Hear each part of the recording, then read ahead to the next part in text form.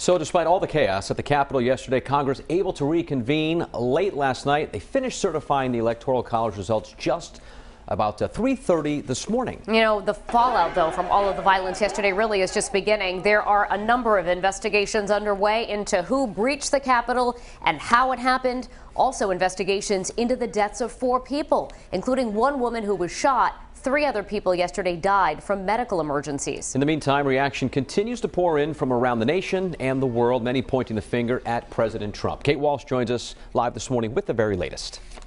Well, the United States has been the shining example of democracy for at least 2 centuries around the world. But yesterday, the democratic process, which includes the congressional certification of electoral votes, was in jeopardy, shocking allies and adversaries. It wasn't long before world leaders started tweeting their reactions, with British Prime Minister Boris Johnson saying, quote, "Disgraceful scenes in U.S. Congress. The United States stands for democracy around the world, and it is now vital that there should be a peaceful and orderly transfer of power." We also heard from Australia's Prime Minister. I feel terribly for what's happening there. I really do. I mean, they are one of our closest friends and partners, the United States. Look at that video there in Tokyo, Japan. Groups marched supporting President Trump. Their government still saying that they were hoping for a peaceful transition of power in the U.S. We also heard from former U.S. presidents, including Republican George W. Bush, who said that this was like something we would see in a banana republic, you know, a third world country, perhaps not a democratic republic. Live in the studio, I'm Kate Walsh, 12 News. And we want to continue our coverage this morning as we're hearing from 2 local supporters of President Trump. One attended yesterday's march because he believed voter fraud took place. The other is also condemning what happened at the Capitol and thinks Mr. Trump should accept the results of the election. We want to check in with 12 News reporter Alex Leslie. She's joining us now with more reaction. Alex? Well, Danielle, one Cranston man tells us that he flew to D.C. to take part in that Save the America march. He says that he wanted to hear the president himself speak on the alleged voter fraud that he claims took place in the 2020 election. Now, George Gregorian says following the president's speech, that's when protesters marched to the Capitol to rush the building. He says he followed, but says he did not go inside. Gregorian says he was still holding out hope that Trump would remain president and still believes voter fraud took place. We also spoke with the co-chair for President Trump's 2020 re-election campaign in Rhode Island, who was watching yesterday's events unfold from the Ocean State. Watching it on my phone, and I'm saying to myself, I don't believe this is America. If I knew that this was going to end up like this, I would never have taken the position. Coming down here and doing this was about something a lot deeper and a lot bigger than just a political campaign.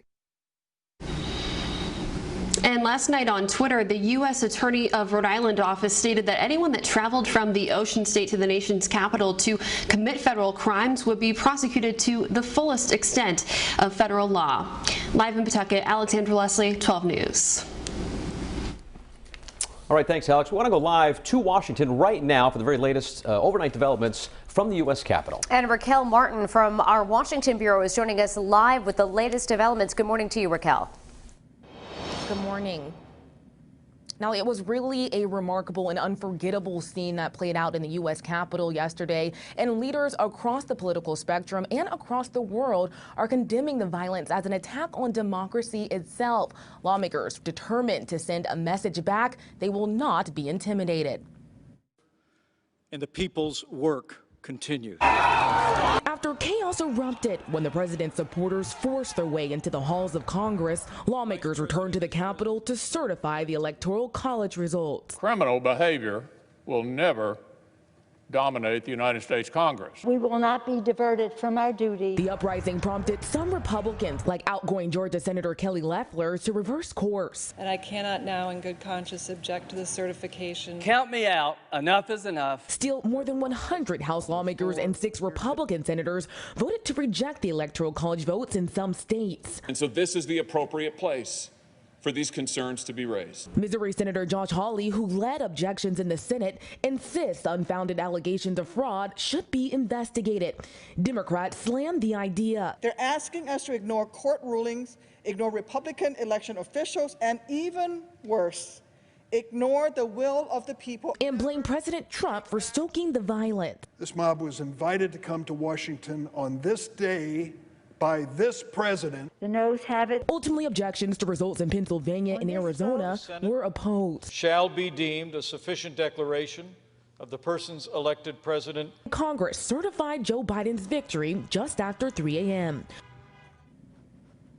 We now know that Democrats are seriously considering invoking the 25th Amendment to remove the president from his office. We also know that President this morning promised that there will be a smooth transition of power.